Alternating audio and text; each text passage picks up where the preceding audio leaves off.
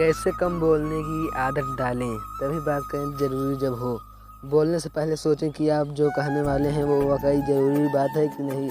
जब आप किसी वार्तालाप में कुछ महत्वपूर्ण योगदान नहीं कर रहे हों तो बोलने से परहेज़ करें। लोग उनकी बात को ज़्यादा अहमियत देते हैं जो अपने शब्दों को सावधानी से सुनते हैं। अगर कोई हम हर बात में अपनी राय दे रहा है या कहानियाँ सुना रहा है तो लोग उसमें समय के साथ ध्यान देना बंद कर देते हैं।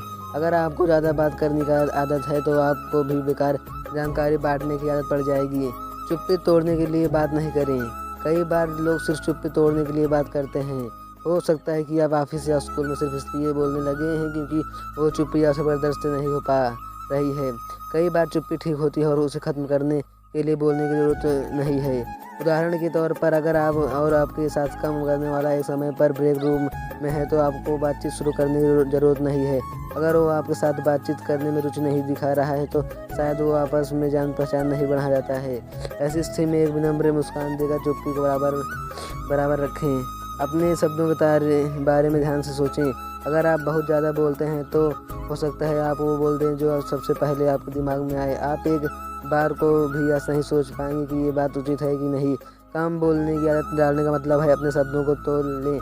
कुछ भी कहने से पहले सोचें कि क्या आपके शब्द सही हैं। इससे आपको खुद की कई बातों का ज्ञान हो जाएगा और आप यूँ भी कम बोलना सीख जाएंगे।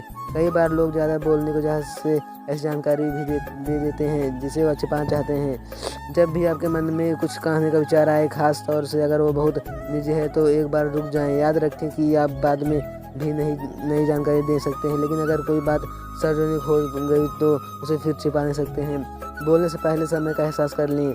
अगर आपको इस बात का अंदाज़ा है कि आप कितनी देर से बात कर रहे हैं तो आप शायद कम बात करेंगे। मुख्यतः बोलने के लिए 20 सेकंड के बाद आप सुनने वाले का ध्यान अपनी तरफ से हटा सकते हैं। इस पल के बाद दूसरे व्यक्ति की बात सुनना शुरू कर दें। ऐसे संकेतों पर ध्यान दें कि उनकी रुचि खत्म हो रही है। बॉडी लैंग्वेज पर नज़र रखें। हो सकता है कि सुनने वाले की रुचि कम हो रही है और ऐसे में वह या तो फ़ोन की ओर देखने लगेगा या उसका ध्यान बांटने लगेगा। ऐसे में अगले 20 सेकंड के अंदर अपनी बात खत्म करें और दूसरे व्यक्ति को अपनी बात कहने का मौका दें।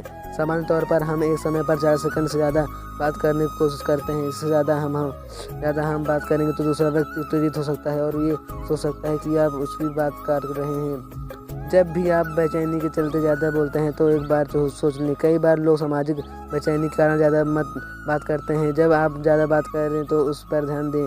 क्या आप बेचैन हो रहे हैं? अगर ऐसा है तो और तरीक़ों से उसका हल निकाल लें। जब आप देखें कि आप ज़्यादा बोल रहे हैं तो रुक कर अपने मूड का जायज़ा लें। आपको कैसा लग रहा है? क्या आप बेचैन हो रहे हैं? अगर बेचैनी हो रही है तो तरीके आजमा सकते हैं, जैसे दिमाग में 10 तक गिनती करना। आप किसी सामाजिक मौके में भाग लेने से पहले अपना मनोबल बढ़ाने की कोशिश कर रह सकते हैं। अपने को आश्वासन दें कि घबराना एक सामान्य बात है, पर आपको शांत होकर मस्ती करने की कोशिश करनी चाहिए। अगर सामाजिक बेचैनी आपके लिए एक बड़ी समस्या है तो थेरेपिस्ट से मिलकर इसका हल निकालें। दूसरों को प्रभावित करने के लिए नहीं बोलें। खास तौर से ऑफिस में हम और लोगों को प्रभावित करने के लिए ज़्यादा बोलते हैं। अगर आप देखें कि आप ज़्यादा बात कर रहे हैं तो सोचें कि क्या आप ज़्यादा बनने की कोशिश तो नहीं कर रहे हैं। अगर आप और लोगों को प्रभावित करने के लिए ज़्यादा बात करते हैं तो अपने को याद दिलाएं कि बाकी लोग इस बात से प्रभावित होंगे कि आप क्या बोल रहे हैं, ना कि इससे कि आप कितना बोलते हैं। अपने बारे में ज़रूरत से ज़्यादा बातें बताने के बजाय अपने विचारों को तब तक साझा कर रखें जब तक आपके पास बातचीत में जोड़ने के लिए कोई महत्वपूर्ण बात हो।